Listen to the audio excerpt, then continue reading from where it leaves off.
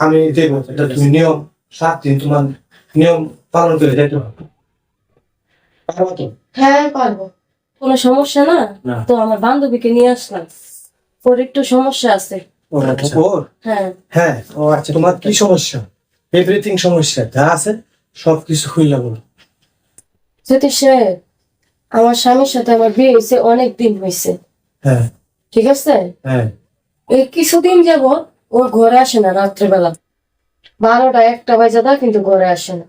ও, এটাই আমার সমস্যা, মেইন সমস্যা। এটা তো বিশাল সমস্যা। এটা তো সমাধান করতে হলে আমার অনেক কঠিন কাজ করতে হবে। এই কাজগুলো আমার উপরের থেকে, আল্লাহ তাআলার কাছ থেকে আমি চাই নিতে। আচ্ছা বলো, তোমার সবকিছু বলো।